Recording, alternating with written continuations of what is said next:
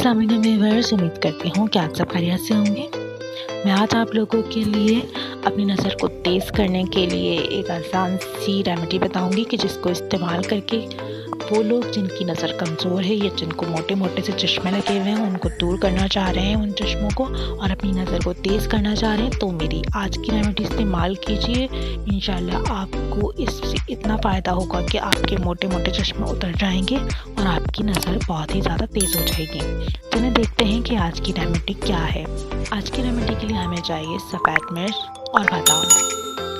आपने 5 अदद सफ़ेद मिर्च लेनी है, गोल वाली जो होती है वाइट कलर की मिर्च वो लेनी है, और 5 अदद ही आपने बादाम ले लेना है। और उन दोनों चीज़ों को आपने पानी के अंदर भिगो के रख देना है पूरी रात के लिए। और जब आप सुबह उठेंगे तो नहा मुँह आपने वो 5 अदद काली मिर्चें और बादाम उस पानी में से निकाल के उस पानी को फेंक देना है और उसको दोनों चीज़ों को आपने चबाकर अच्छी तरह से वो खा लेना है। ये अमल आपने रोज़ाना सुबह नहा मुँह करना है। चंद ही हफ्तों के बाद आप देखेंगे कि आपकी नज़र के अंदर वाज़ेह फ़र्क महसूस होगा आपको, और आप कंटिन्यू ये इस्तेमाल करते रहें।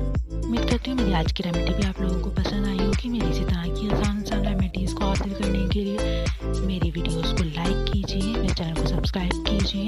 अल्लाह हाफ़िज़।